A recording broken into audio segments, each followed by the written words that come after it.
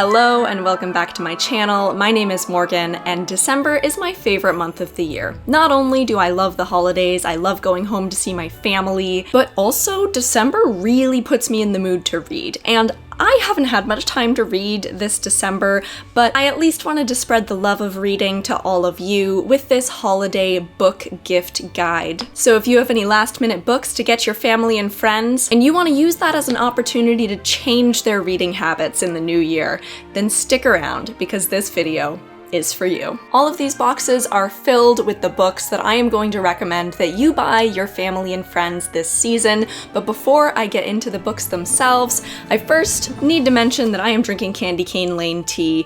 I have a gingerbread cookie and a sugar cookie tea as well, so that is the level of holiday spirit I am coming at this video with. The first book of the video is Piranesi by Susanna Clarke. Now, this is like a sci-fi, fantasy, magical realism kind of vibe, so I'm gonna recommend this to anyone in your life who is always reading like mass-marketed literary fiction, crime fiction, historical fiction, that kind of thing, romance, and you really want them to take on a meatier novel, but something that's still quite short that you know they're actually going to get through. Now, there's nothing wrong with mass-marketed crime, thriller, romance, lit fic, etc. But if you want them to try out something a little more theoretical, that experiments with genre and form a little more, then I think that Piranesi could be the way to go. The next book is, that was a drum roll, Strange Beasts of China.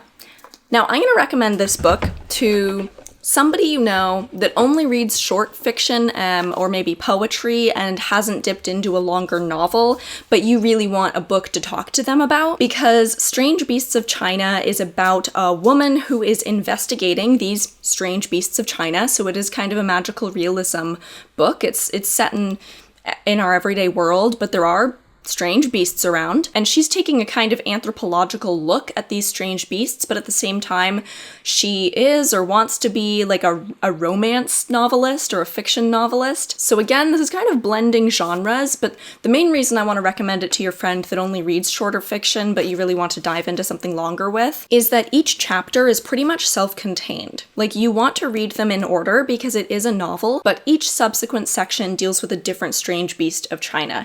So you can kind of start and stop this one. They feel like short stories that are interconnected. This next box has 3 books inside of it, and these are 3 books that I'm going to recommend to somebody in your life who only reads nonfiction, and they find it very difficult to dip their toes into fiction. Maybe this is because they feel like fiction is a waste of time, because they're not really learning anything or growing from the experience. It's just pure pleasure, and they don't even get that from it. So my recommendation for them is to go with something that is kind of next to nonfiction.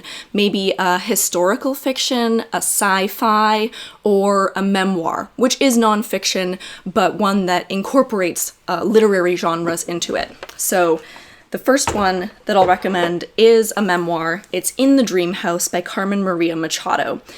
The benefit of this one for your friend that is only into nonfiction because they learn something, or even your friend that is only into academic work because they are so deep into their graduate studies that they feel like all they can read is academic works, this is also going to be great for, because she incorporates a lot of like academic language and citations and footnotes, but she also treats her own life almost as if it is a fiction. She flips back and forth between like third person, first person, and second person from what I remember.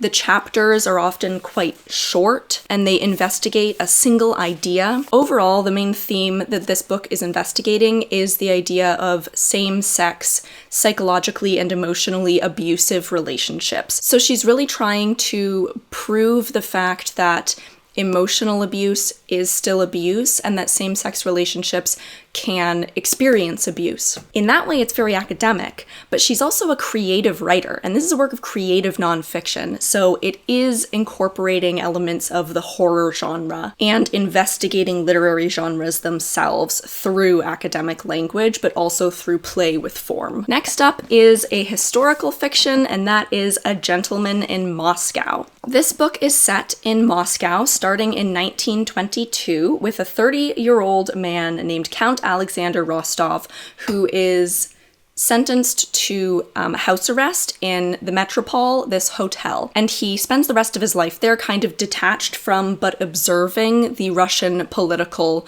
and social landscape. So if your friend is interested in nonfiction, especially history, or maybe Russian history specifically, then I cannot recommend this book enough. It is profound, and also the author is very clearly well-researched on the topic. And finally, a sci-fi that is also very well-researched in its approach to the science in the fiction would be To Sleep in a Sea of Stars by Christopher Paolini. He's the author of the YA series Aragon, I think it's called. I never read those books as a kid, but I was very eager to pick up his sci-fi novel, which I think took him like a decade to write. And the reason I want to recommend it to your friend that is really into nonfiction, but that you want to get into fiction, is that there is an appendix, multiple appendices in the back of this book, all dedicated to explaining the science in the book.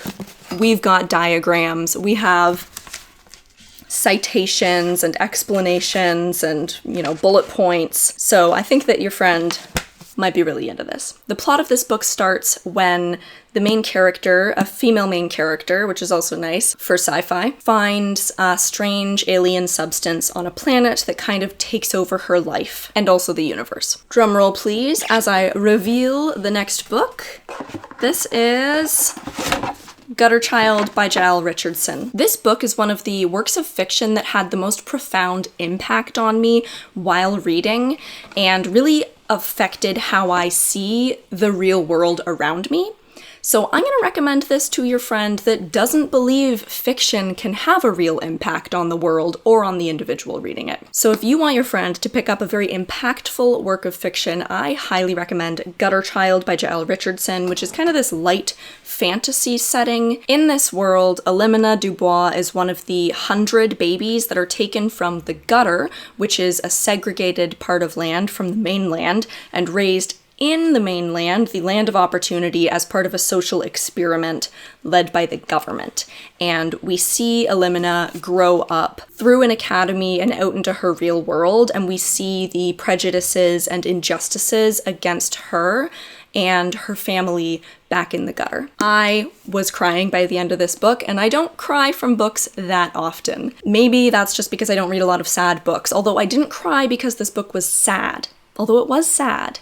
It was just impactful, thought-provoking, disturbing, really makes you understand where oppression in our world comes from. And then the last books that I want to recommend are for your friends who don't have time to read. The first is a physical book. It's called The Sound of a Wild Snail Eating, and I really think that this book is just going to encourage your friend to slow down and appreciate what they have in their life. The sections in this book are quite short, so if they take a long time to read it, that's absolutely okay. The main character of this book is suffering from some illness that has her bedridden, and so all she can do is observe a snail eating. And the second book that I want to recommend for this person is, in general, just like an audiobook, but especially one that is read by the author, and especially one that they're going to end up bringing up in conversations with their friends so that they can realize how important it is to be reading on a regular basis. So specifically, the one that I want to recommend is Jennette McCurdy's I'm Glad My Mom Died.